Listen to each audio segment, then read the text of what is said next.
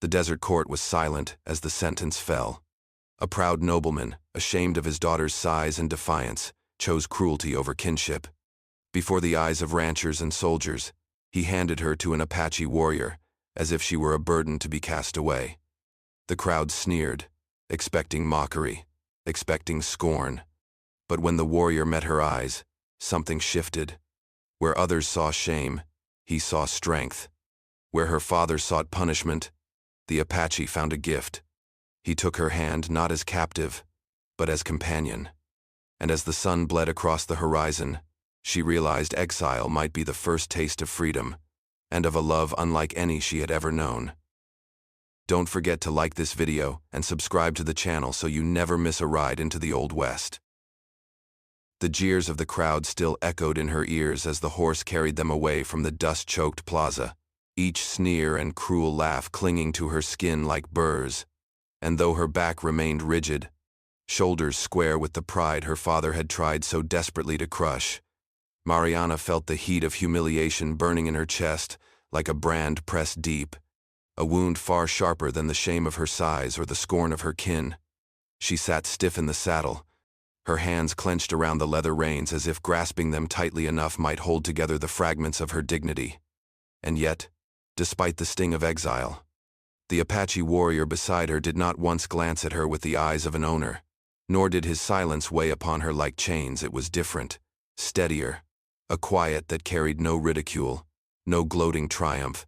but something that tasted closer to respect. His name was Tahu. She had heard it whispered with fear by the soldiers who watched the exchange, for he was known as a fighter of cunning and ferocity, and yet now, in the fading light of day, there was no arrogance in the way he rode. Only calm, his dark eyes fixed on the horizon where the desert swallowed the sun, as though what had just transpired in the court of men held no power over him. Mariana's thoughts churned as the horse's hooves beat a steady rhythm across the sand, each step carrying her further from the home she had known, a home that had been gilded in wealth but poisoned by her father's disdain. And she wondered if this exile was truly a punishment or a release disguised as cruelty. Her heart twisted with rage at the nobleman who had called her daughter in name but never in spirit, who had cast her away like livestock to be bartered. And yet she found herself glancing sidelong at Tahu, half expecting to see scorn in his face, half preparing to meet the derision she had seen in every other man's eyes. But what she found instead unsettled her even more, an expression unreadable, steady as stone, as if he measured her not against the standards of her kin but against something older, something deeper, like the desert itself. The land stretched vast and empty around them, a canvas of sage and stone painted with the bruised colors of twilight. And the silence between them, though heavy, began to shift, settling less like the weight of chains and more like the stillness of a moment held before revelation. She let out a breath she hadn't realized she'd been holding, the sting of humiliation still raw, but tempered by the strange certainty that Tahu's silence was not indifference but acknowledgement, an unspoken assurance that he saw her not as a burden forced upon him, but as someone whose worth remained untouched by the jeering crowd. And though Mariana told herself she would not break, would not weep, she felt a flicker stir beneath the ash of her fury, a flicker that whispered perhaps her father's cruelty had not ended her story but begun it anew, here on the trail into exile, beside a man who held her hand not as master but as equal. The desert night dropped cold and sudden, the heat of day vanishing into a chill that gnawed at Mariana's bones as the stars spilled out above them, vast and unblinking. And when Tahu stopped at a rise sheltered by wind-worn stone, she dismounted stiffly, her body aching from hours in the saddle, her spirit still raw from the sting of her father's betrayal. He said nothing as he built the fire, his movements quiet and efficient, the sparks rising like fleeting ghosts before settling into a steady flame. And she sat apart on a flat rock, bracing herself for the contempt she had always known, the sharp words about her size, the mocking laughter when she reached too eagerly for bread at her father's table. But instead she watched as Tahu drew strips of dried venison from his pack, laying them carefully on the coals until the scent of roasting meat filled the air, rich and sharp. And when he finally offered her a share, it was not the smaller scraps, not the meager portion meant to remind her of her place, but the thicker cut, tender and savory, passed to her hand without hesitation or comment. She blinked at it, startled, her pride and suspicion warring within her, for she had expected disdain, expected to be made to feel the weight of her exile with every gesture. Yet here was this warrior, stranger and supposed captor, offering her not mockery but dignity, seeing her hunger not as shame but as something human, deserving of respect. Her throat tightened as she accepted, her fingers brushing his calloused hand briefly before she tore into the meat with a hunger she could no longer mask. And though shame would have burned her under her father's gaze, here by the firelight she found no judgment in Tahu's eyes, only that same steady watchfulness, as if he measured her not by how she ate but by the strength it took to survive at all. The silence between them stretched long, but it was not the silence of cruelty or indifference, it was companionable, a language older than words. And when she finally leaned back, the taste of venison rich on her tongue, she felt a strange warmth rising in her chest, not from the fire but from the knowledge that, for the first time in her life, she had been given the better portion,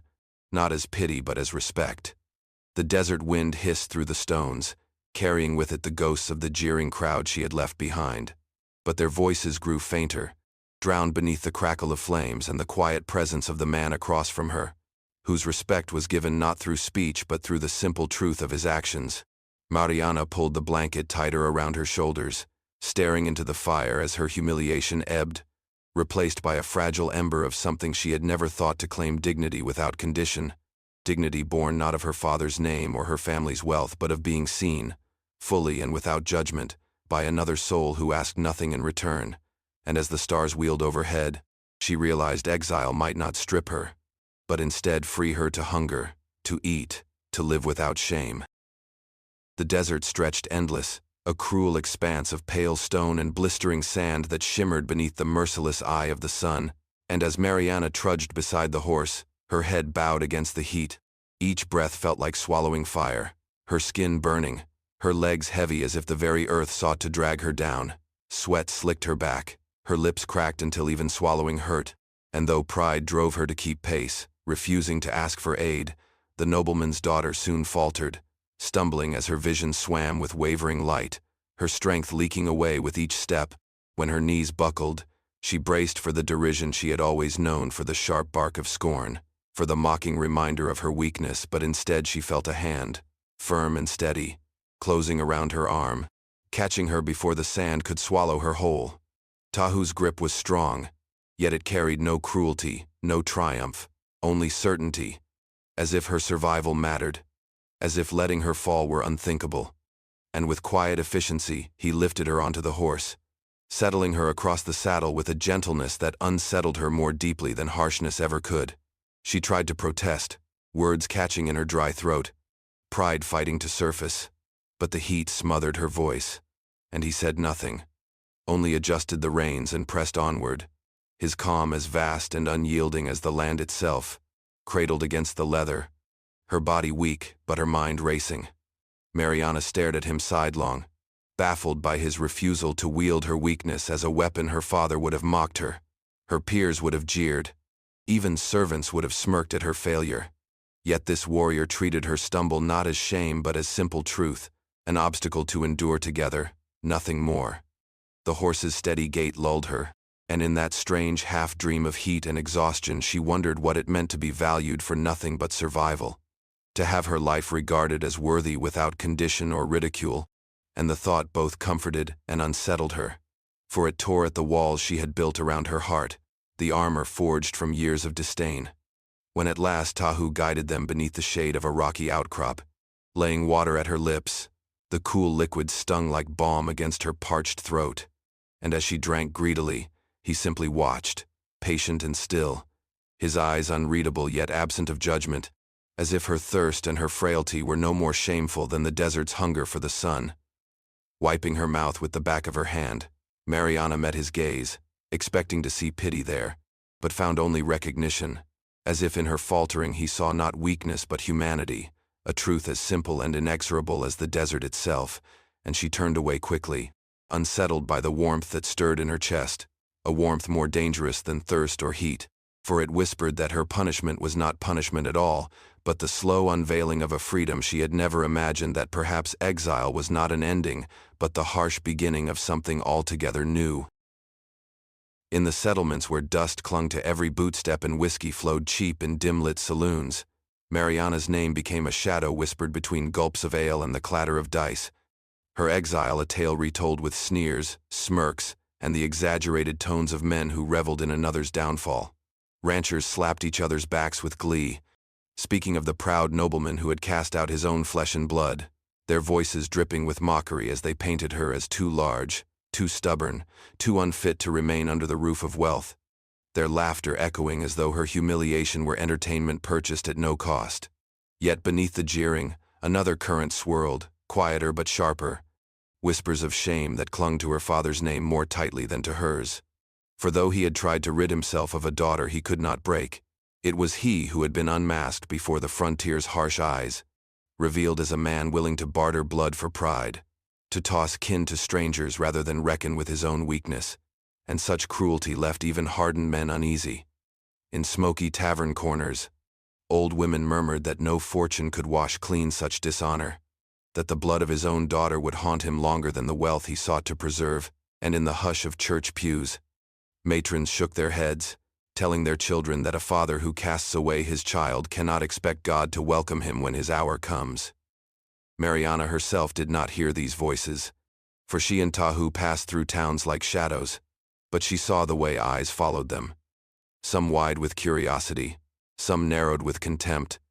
others darting away quickly as if afraid to be caught, staring at the woman once gilded in silks now dressed in plain cloth, riding beside a warrior whose silence spoke louder than any defense could. When she caught her reflection in a streaked window, her heart lurched. Gone was the humiliated girl stripped of dignity in the dust court, and in her place sat a woman both diminished and expanded by exile, no longer belonging to her father's house, yet not entirely her own, balanced on the edge of shame and freedom.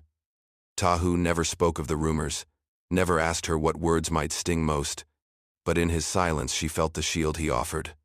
a wall against the gloating and the whispers. And though she bristled at first, part of her began to realize that survival was not only in the body but in the spirit, in the refusal to let the voices of others dictate her worth.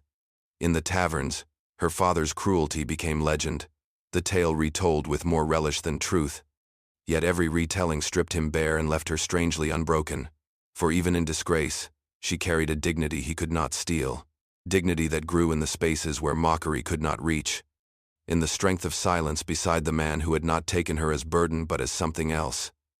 something yet unnamed. And though she still felt the sting of eyes on her back as they rode out of each settlement, the weight of shame began to shift, not vanishing but transforming, until she sensed the beginnings of a strange power hidden within the very story meant to destroy her. The days stretched long across the desert, each mile a trial of endurance. Yet within the silence that bound them a new rhythm began to take root. For though Mariana could not speak Tahu's tongue and his words were as foreign to her ears as the cries of distant coyotes, they discovered a language beyond speech, one built from gestures, from patience, from the unspoken willingness to teach and to learn. When her hands fumbled clumsily at the reins, he would lean close, never with scorn, but with the quiet assurance of a teacher, guiding her wrist with a steady touch until the horse responded not with jerks and resistance but with smooth obedience.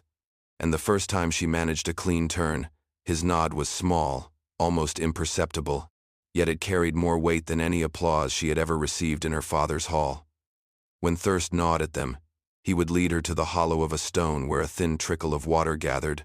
showing her how to cup her hands to drink, how to read the land not as barren but as secretive, full of hidden gifts for those patient enough to look. And though at first she watched in wary silence, pride bristling against her ignorance, she soon found herself following his gestures with growing eagerness, discovering that knowledge shared without mockery became less a reminder of weakness and more a rope to pull her toward strength. One evening, when her clumsy attempt to mimic his method of starting a fire sent sparks leaping wild into the dry grass, she gasped in panic, only to see him smother the flame with a calm hand and then, without rebuke, press the flint back into her palm, urging her to try again. And when at last the ember caught and smoke rose true, She felt a rush of triumph swell in her chest, so startling that a laugh escaped her lips, soft, unsteady, but real. The first true laughter she had allowed herself since the day her father's hand cast her away. The sound startled her, and she covered her mouth, half expecting ridicule. Yet Tahu only tilted his head, the corners of his mouth twitching as though he carried the shadow of a smile. And in that moment, she realized that laughter, once punished in her father's halls when it came from joy rather than propriety, was here welcomed without judgment. It became their quiet bridge, her soft chuckles rising when his horse tried to nip his sleeve, his low hum of amusement answering when she tripped over her own feet gathering wood, and though neither could shape the other's words, their days began to hum with an unspoken closeness, a rhythm of shared tasks and shared silences that needed no translation. Mariana, who had once believed exile would strip her bare of everything, now found in small gestures a slow rebuilding, as if each nod, each patient correction, each spark of fire was a brick laid in a house she had never been allowed to build before, and with every lesson she felt herself growing less like a castaway and more like a companion, until even the desert seemed less cruel, its vastness softened by the discovery that in another's quiet respect, she could relearn how to live and, perhaps more startling, how to laugh. The ambush came sudden, as most violence on the frontier did, shadows slipping from the rocks at dusk. Laughter sharp and ugly as steel flashed in the fading light, and before Mariana could draw a breath, 5 riders were upon them, their eyes glinting with greed, their voices dripping venom as they circled like wolves. "Look at the size of her," one jeered, spitting into the dust, "a prize fit for any man brave enough to claim it." Another barked, "Her father must have been glad to be rid of such a beast." The words cut deeper than blades, echoing every cruelty she had heard since girlhood. But where once she might have shrunk beneath them, now her fists clenched with something fiercer than shame. Tahu answered their mockery with steel, his war cry tearing the evening as he launched himself into the fray, his blade gleaming red with the first stroke as one outlaw toppled from his saddle, blood painting the dirt, and though 3 more pressed in, his movements were precise, ferocious, each strike born of years carved in survival. Yet even as he fought, Mariana felt the heat of fury rise in her chest, not only for herself but for him, for the quiet dignity with which he had treated her now threatened by men who sought to drag them both into the mud. When one of the bandits dismounted, charging at her with a grin full of rot, she stumbled back until her hand caught the rough length of a fallen branch, heavy and jagged, and without thinking she swung, the crack of wood against bone echoing sharp as a gunshot as the man reeled back, cursing, clutching his skull. Her breath came ragged, her arms shaking, but she did not drop the branch. She swung again, and this time the outlaw fell, his laughter silenced by her defiance. The others shouted, rage twisting their faces, but in their moment of distraction Tahu's blade found its mark again, carving a path through muscle and sinew until the dust was thick with blood and groans. Mariana stood her ground, branch clenched like a weapon forged of will alone. And when one rider spurred forward to cut Tahu down from behind, she thrust herself between, swinging with every ounce of strength in her broad frame, the blow striking the horse's flank and sending beast and rider crashing to the ground, buying Tahu the heartbeat he needed to drive his knife home. Silence fell harsh and sudden, broken only by the labored breaths of the living, the moans of the dying, and the eerie call of a night bird somewhere beyond the ridge. Mariana's chest heaved, sweat and dust streaking her face, her hands raw from gripping the wood. But when she met Tahu's eyes, she did not find the scorn she feared nor the shock she half expected, only acknowledgement, steady and grave, as though her act had shifted something permanent between them. She had not only defended herself but him, and in that wild, bloody moment she felt a fire kindle within, a fierce certainty that she was no longer the discarded daughter of a cruel nobleman, no longer a burden cast into exile, but a woman who had chosen to stand, to strike, to fight alongside a man who had never treated her as less. As the bandits' bodies cooled in the dust, the branch still firm in her grip, Mariana realized exile had not broken her, it had armed her, and tonight she had wielded that truth like a weapon. The battlefield lay quiet, the stink of blood still sharp in the air, when a thin cry cut through the silence, fragile as a reed in the wind, and both Mariana and Tahu froze. Turning toward the upturned wagon the raiders had dragged along in their greed, pushing aside sacks of grain and stolen blankets. Mariana gasped as she uncovered a small bundle, no more than 4 years old,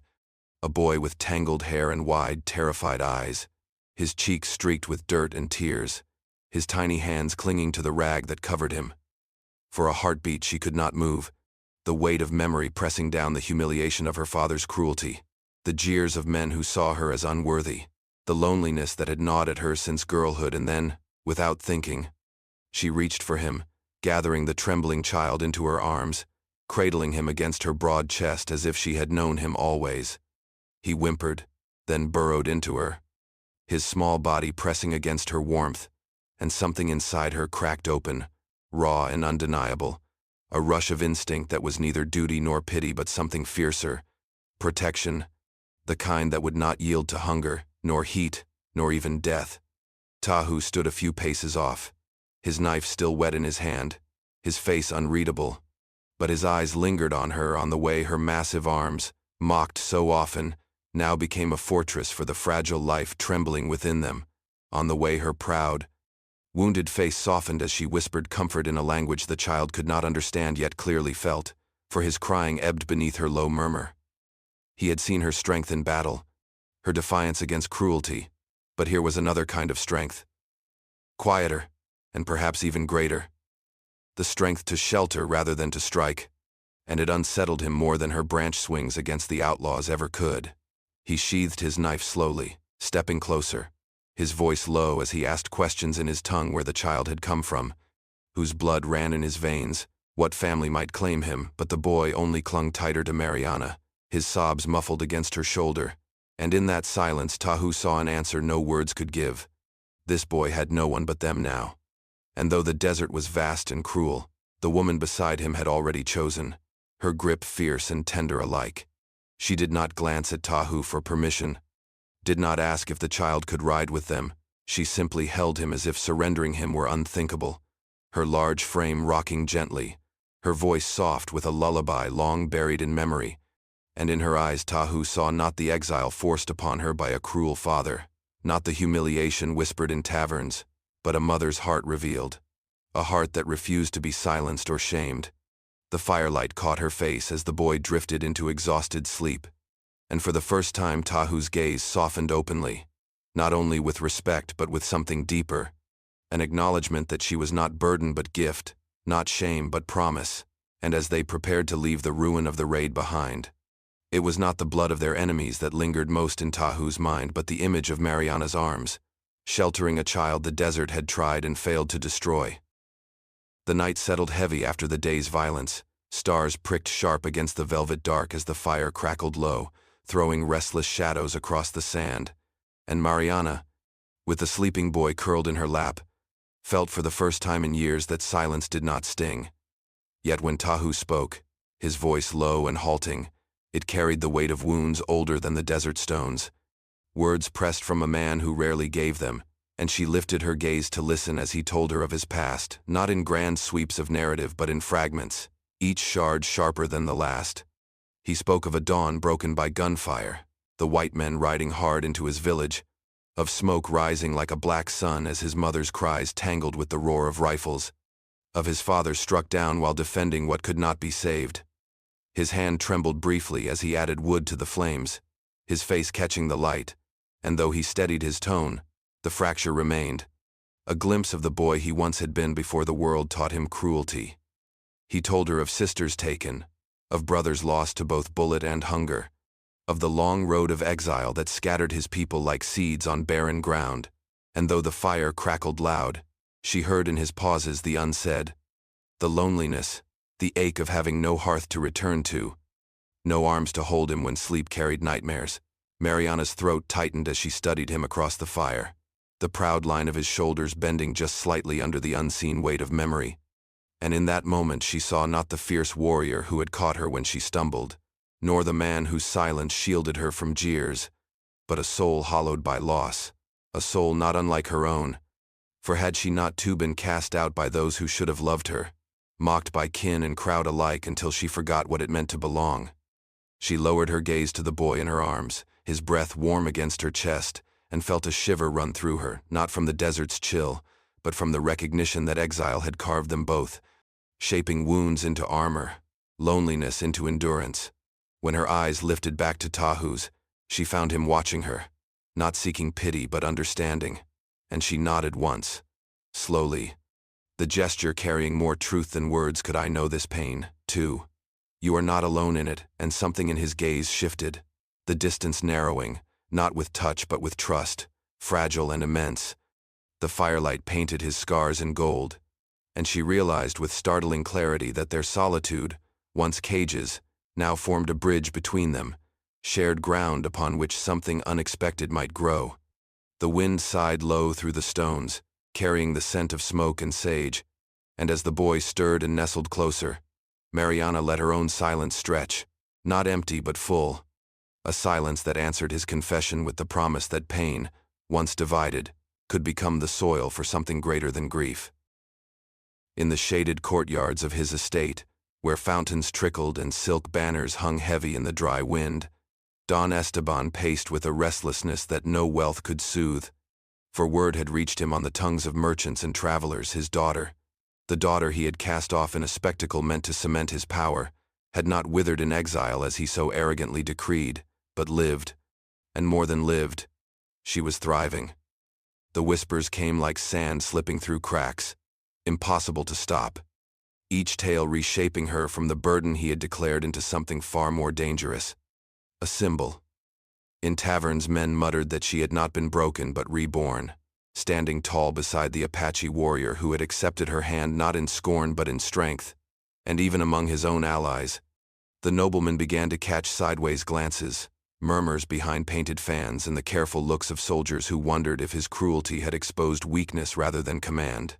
He remembered too clearly the sneers of that crowd the day he had handed her away, their jeering laughter at her size and his dismissal, and he had relished it then, certain he had rid himself of shame. But now, shame had circled back, perched on his shoulders with talons sharp. For what did it say of his authority if the daughter he had deemed worthless could find belonging where his wealth and name could not follow? In the market stalls, women whispered that a man who casts away his blood is no man at all, that his judgment was twisted by pride, and fathers pulled their sons close, muttering that to follow Don Esteban's example would be to invite ruin upon their households. The pillars of his power, fear, reputation, the illusion of infallibility began to crack beneath the steady drip of rumor, and though he thundered in rage, striking servants and shouting down dissent, he could not silence the truth that rode faster than his guards. His punishment had become her liberation, his cruelty her crown. In sleepless nights, he recalled her face as he had last seen it, proud even in humiliation, her defiance simmering beneath tears she had refused to shed, and he felt a gnawing unease he dared not name. Was it regret, or only the sour taste of power slipping beyond his grasp? He told himself he had acted rightly, that the family's honor demanded her exile, that her stature and defiance had mocked his bloodline, yet as he stood at his balcony watching the horizon burn crimson with sunset, he saw in that endless desert the shadow of his failure stretching long, a failure whispered in every settlement, every tavern, every soldier's campfire.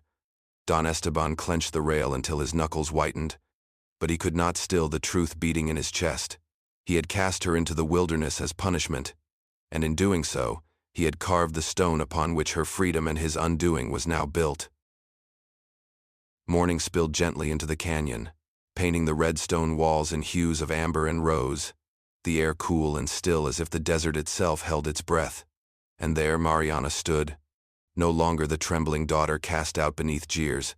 no longer the humiliated exile forced into a stranger's hands, but a woman reborn in fire and trial, her broad shoulders draped with quiet dignity, her hand resting on the head of the boy who clung close between her and Tahu. The child's dark eyes blinked up at her, trust unshakable now where once there had been fear, his small fingers entwined with hers, and she felt a fierce pride stir in her chest, pride not born of wealth or lineage but of the life she had chosen to protect, the love she had dared to claim in a land that had sought to strip her of all things. Beside her, Tahu stood silent as ever, yet his nearness was no longer guarded distance but steady presence, the kind of closeness that spoke of a bond unspoken but undeniable. Forged in battles shared and wounds confessed, a bond neither jeers nor cruelty could undo. She remembered the jeering crowd, her father's cold hand releasing her to shame, and for the first time, the memory did not cut it, merely fell away, a shadow overtaken by the light of this new dawn. No court, no noble hall, no whispered mockery could touch her here. For the canyon, the desert, the very vastness of the West bore witness to a truth stronger than bloodlines, that she was no burden, no mistake, but a woman who had found in exile the freedom her father's house had always denied her. The boy yawned, leaning into her, and Tahu reached to steady him, their hands brushing briefly, sparking a warmth that ran deeper than firelight or survival, a warmth that spoke of a shared future, hard but real, carved not from duty but from choice. She lifted her chin toward the horizon where sunlight broke through the peaks, her chest swelling with a sense of belonging so new it felt like flight. And in that quiet she realized that exile had not been an end but a beginning, the cruel gift of a father undone by his own pride, and that here in this canyon, with the Apache warrior at her side, and the child they had claimed between them, she had found what wealth, courts, and noble halls could never give: dignity, love, and a place that was wholly hers. As the wind stirred through the canyon grass, carrying the scents of sage and ash, she exhaled, her breath no longer trembling with humiliation but steady with resolve, and when Tahu's dark gaze met hers, she knew the truth that bound them needed no words. They were no longer wanderers, no longer victims of others' cruelty, but family, stitched together by choice, by survival, by love. And as the sun crowned the desert with light, Mariana felt the world itself bear witness to her belonging, hard-won, eternal, unshakable.